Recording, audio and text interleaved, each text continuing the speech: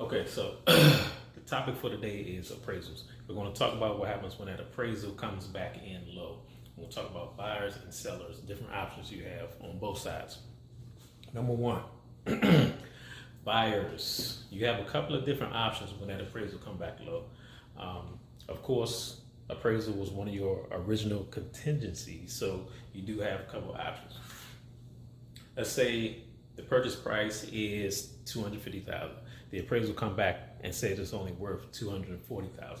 Your number one option is you have the option to make up that difference. You say, hey, I still want this house and I'm willing to pay that $10,000 difference so I can still go ahead and purchase this house.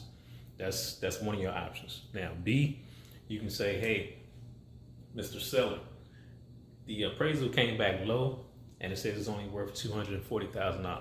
So now you need to come on back to the table. We can negotiate this. We can split that difference. You pay half, I pay half, whatever the case may be. But this is definitely going to bring that seller back to the table so we can negotiate something.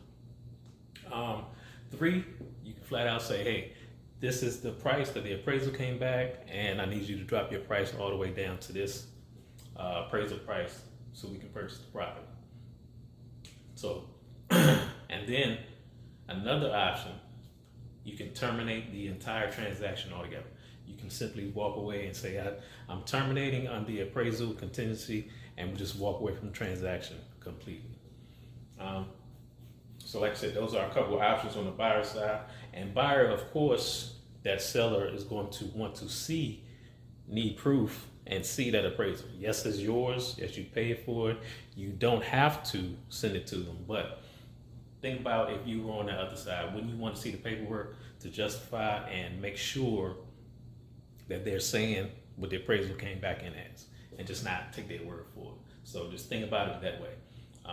So you send the appraisal over, say, hey, this is the proof, this is what happened, this is their findings, and this is their amount they came back with. So that's all on the buyer side. Buyers, those are a couple buyers, the options buyers had. Sellers, you have a couple options too. Number one, you can simply say, hey, I'm staying where I'm at, I'm not changing the price, and it is what it is. 2, you can go back to the negotiating table, like I said, negotiate it, say, hey, I pay half, you pay half, whatever that difference is, and we'll meet in the middle somewhere. Or that last option, same as the buyers, you can come down to that purchase price and complete the transaction. Or you, like I said, going back to number 1, you can stay where you at and go back to the market. And if that buyer says, hey, well, I just want to terminate the transaction. So again, those are a couple of options on the buyer side and the seller side if that appraisal comes back in lower than the purchase price. So those are real quick hard facts about what happens when that appraisal comes in low.